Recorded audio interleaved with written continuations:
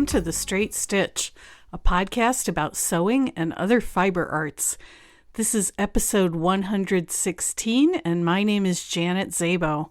I'll be your guide as we explore all things sewing. March is a difficult month for me because it's the time when we're transitioning from winter into spring. So we usually have chicks, and we do have chicks this year. And they are going into the coop with the big chickens this weekend. We actually have our coop set up so that it's got a separate, smaller room inside. The chicks can see the big chickens and the big chickens can see the chicks. So everybody sort of gets used to everybody being together, but the big chickens can't get to the chicks, we have to do that because sometimes the big chickens will peck the little chickens to death, literally. So we want to keep them separated until the little chickens are big enough to fend for themselves. So the chicks stay in the brooder box for about a month, and they get to a point where they look like baby velociraptors, and that's how we know that it's time to move them to the chicken coop. So that will be happening this weekend. The other thing that's happening is I have started planting in the greenhouse. I am the chairman for a plant sale fundraiser for our local community center. This is, I think, the 5th year that I've done this. We have a fairly large greenhouse, and so I grow all of the plants in there. I don't start all of them. Other people do, but eventually they do get moved to our greenhouse in the weeks before the plant sale. And I've been planting tomatoes and peppers and some flowers and herbs. And planting will continue. I can't plant everything at once because if I plant the cucumbers and the squash, they get too big before the plant sale, which this year is going to be on Memorial Day weekend. So we have a couple of weeks yet to go before I start those. It's time to prune all of the apple trees, and that's going to take a day or two. So you can see that with all of this spring stuff that's going on here, my sewing time is diminished. I know this. It happens every year. Every year I just sort of have to power through it, and long about May or so, I usually get a good chunk of my sewing time back, at least until the fall when we have to harvest everything and can it and put the garden to bed. So those are kind of the rhythms of my life here, and I have to fit sewing in where I can, not because sewing's not a priority, but because some other things are time and weather sensitive.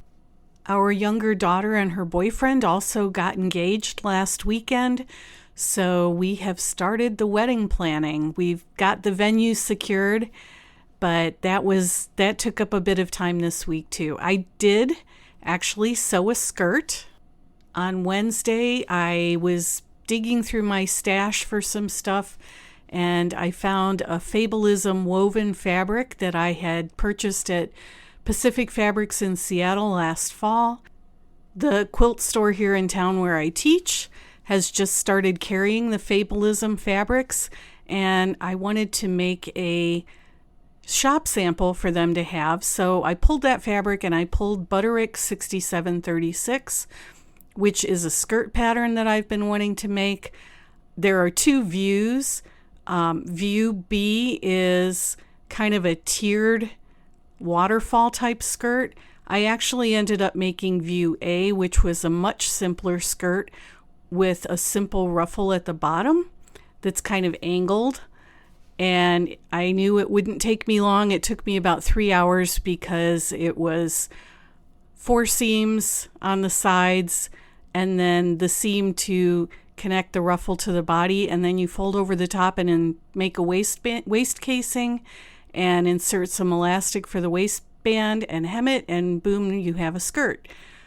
So I did that because I knew it wouldn't take very long and the shop could use a sample. Our shop is so good about carrying apparel fabric, so I'm trying to support them by making things that give people a chance to see what they can use those apparel fabrics for.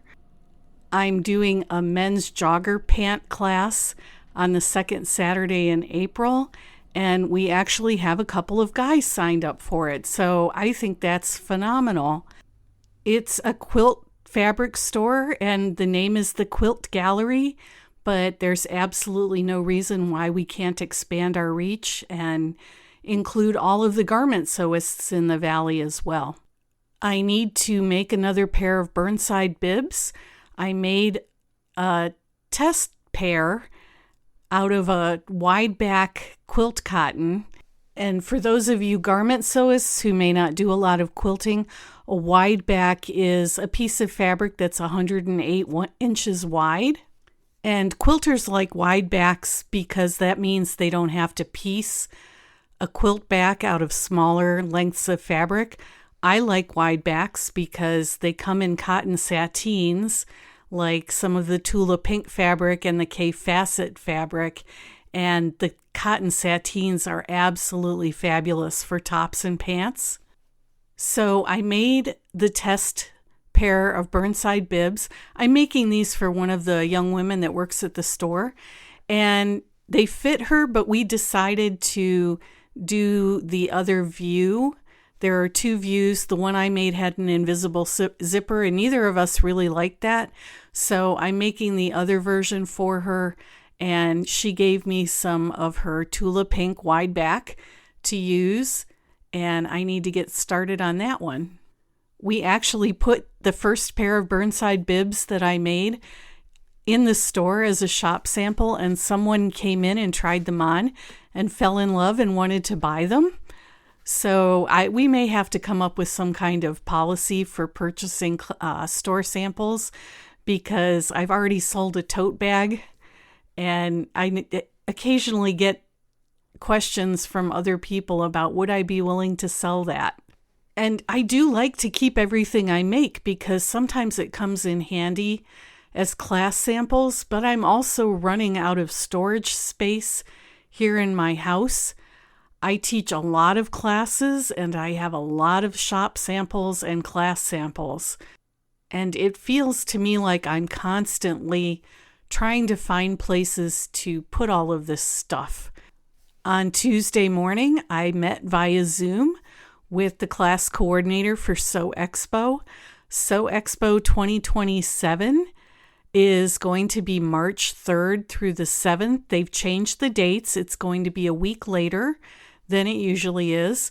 And they're asking teachers to submit their class proposals as soon as possible, which I think is great. And I love the way they do their class proposal process. A lot of conferences ask teachers to submit a fully fleshed out class proposal, which takes a lot of time to put together. It takes more time to do a good class proposal than you might think. And then you spend all that time on the class proposal and the class isn't chosen. So what Sew Expo has been doing is asking teachers just to submit a list of the classes that they'd like to teach with a short description, and then the class coordinator meets with the teacher. They talk about the class offerings, and they decide on which classes they want the teacher to teach. It's an opportunity to kind of flesh out how you would do a certain class, or maybe brainstorm about a different class. I just like it better. And then once the classes have been chosen, then you submit the detailed class plan. So we chose 6 classes. We may add 1 or 2 more yet. I'm not sure. But the 6 that I will be teaching next year at Sew Expo will be my cording foot class on the serger, the ins and outs of interfacing class. Both of those I taught this year for the first time. I'll be teaching my thread class again for the 3rd time. I will be teaching a class on serging on sweater knits, and I'm really excited about that one. We also added a class on decorative cover stitches, and I'm teaching one knitting class on what's wrong with my knitting, which is kind of a troubleshooting class. I think I did that 2 years ago, and it's always a good class because a lot of times Knitters don't realize that they're doing something that isn't giving them the right result, or they wonder why they're not getting the best result from what they're doing. So that's an opportunity to kind of have a knitting clinic. I don't really have a topic for today, so I think it's going to be a listener question episode. I've gotten a couple of questions in the past few weeks that I think deserve some answers. The first one comes from Adele in Spokane, Washington. Adele asked me if I know anything about the quilt, sew, and craft festivals that are being held around the country. And there is going to be one in Spokane, Washington, the first weekend in April. And this is what I've been able to find out. Some of it is on their website, and I'll put a link to the website in the show notes. But I was also able to do a little bit more digging. These shows are sponsored by Rusty Barn Promotion Group, which is based in Salt Lake City. And they have these shows scheduled throughout the country at various times of the year. So the one in Spokane will be in April. They're also having another one in Puyallup, Washington at the fairgrounds where Sew Expo is held. And that one's going to be in November. So those are the two that are closest to me. These shows look like they are designed to give stores and retailers an opportunity to meet the public and sell to the public. So I know that the Quilting Bee, which is the big quilt store in Spokane, is one of the sponsors of the Spokane show because they've been talking about it on their weekly YouTube videos on Wednesday. I don't see anything about classes, although it looks like if you are an exhibitor at the show and you have a booth, you can sign up to present a seminar or a make and take demonstration. But as far as teachers like me being able to teach there, I don't see that as being an opportunity yet. I am kicking around the idea of going, but that's going to be a bit tricky because that's Easter weekend and I am a church pianist. I may try to pop over there on Saturday and drive back the same day. It'll be a long day, but I can make it work. And I'd really like to go and check out the show and see what it's about. It's also somewhat dependent on whether or not I get my Jeep back by then. I do have another car to drive, but I'm a bit reluctant to take it on a road trip. So we'll see. It may be a last-minute decision, depending on circumstances. But if I go, I will report back. The second question I got came from Jessica, and she asked about using large-scale prints. Large-scale prints and pattern matching specifically. So large-scale prints are a lot like plaids in that it can be very jarring if the prints or plaids don't match. And I would note a couple of things about this. First, a lot of how you match your prints or plaids depends on how much fabric you have. So if this is something that you've got in your stash and you can't get any more of it, you may not be able to do this. If you are buying the fabric and you can measure the size of the repeat both vertically and horizontally, that may give you a better idea of how much extra you need to buy. I do not have a formula other than buy more than you think you're going to need. So the larger the vertical repeat, the more length you're going to need, and you may be limited by the width of the repeat because you can't get a wider piece of fabric. You can seam two widths together, but that may or may not work for the pattern that you've chosen. So the first issue is going to be having enough fabric that you are able to match repeats where you need to.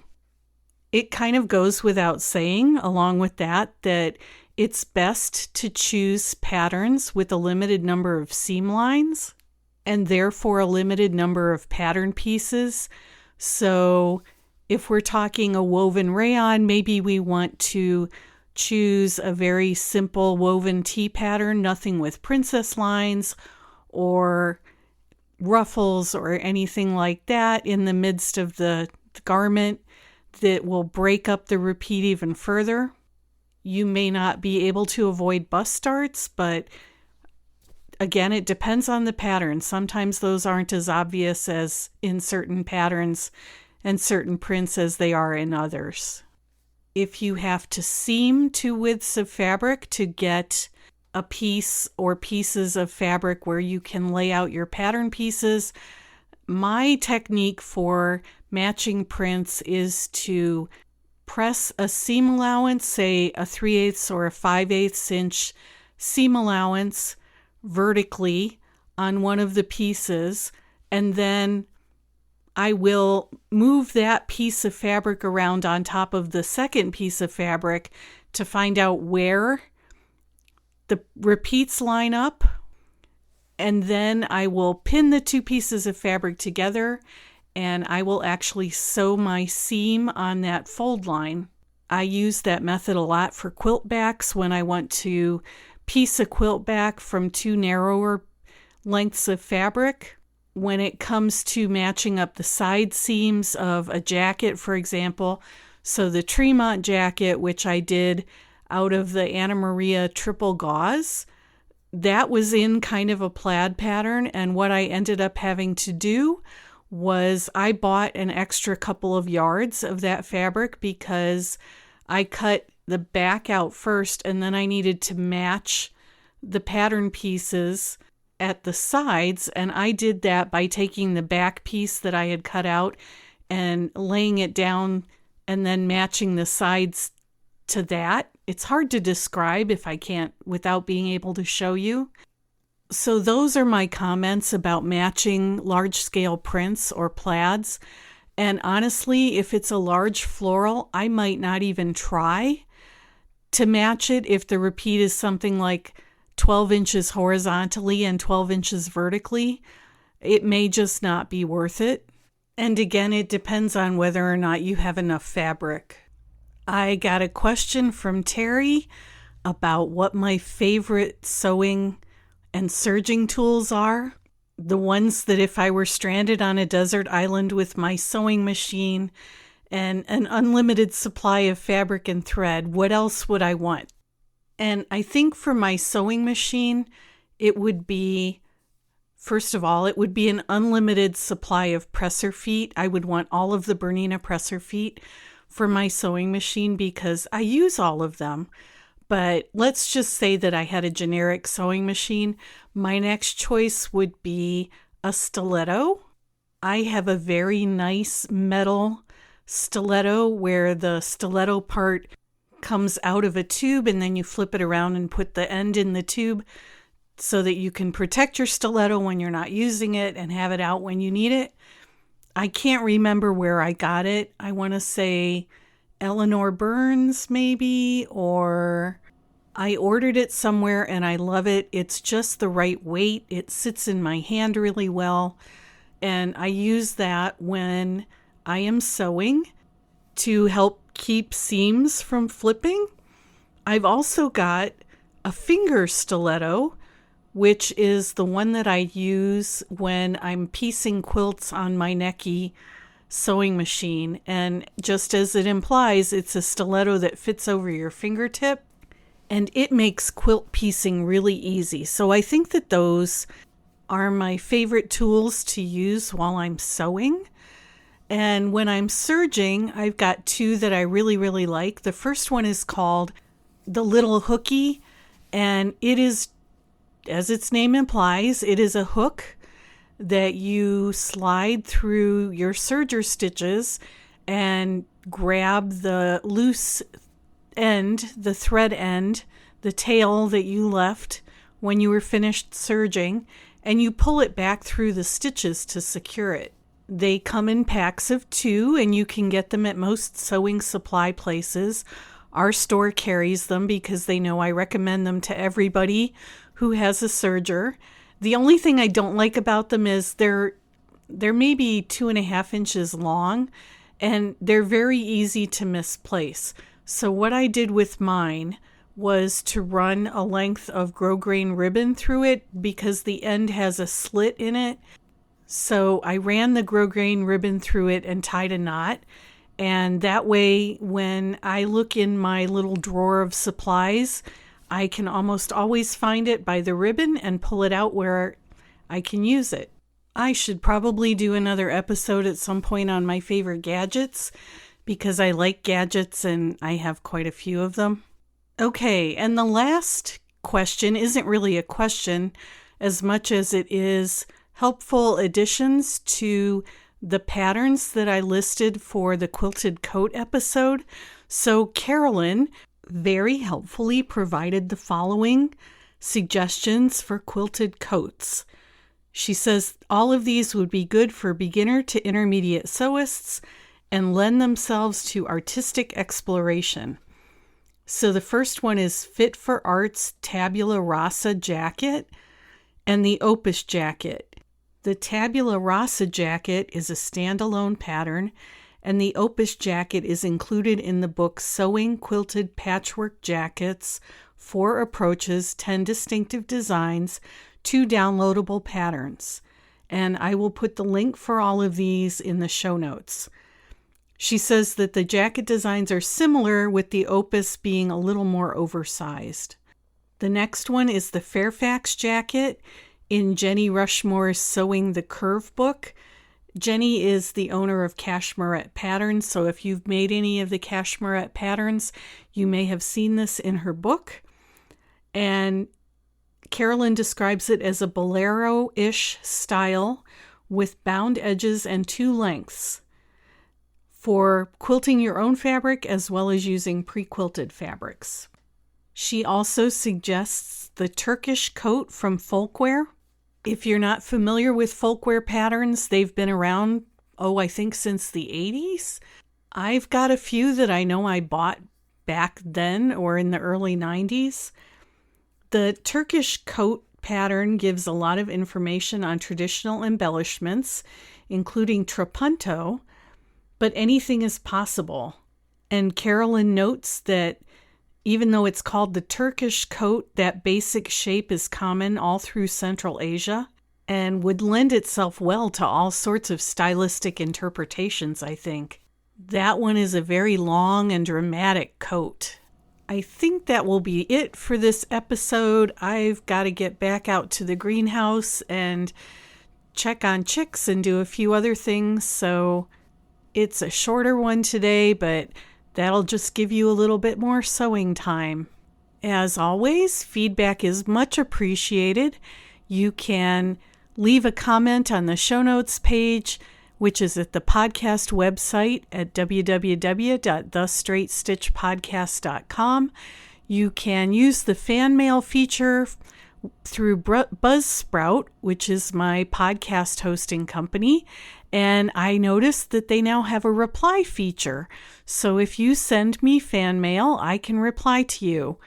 You can also email me directly at janet@janetzabo.com, and I do try to answer all my emails. If you have questions or suggestions for future podcast guests, I'm a little thin on interview subjects right now, and I'm trying to fix that. Some of you have given me some great suggestions, but I'm not always able to convince people to be guests on the podcast. So just because you've suggested somebody and I can't get them on the podcast doesn't mean I don't want to.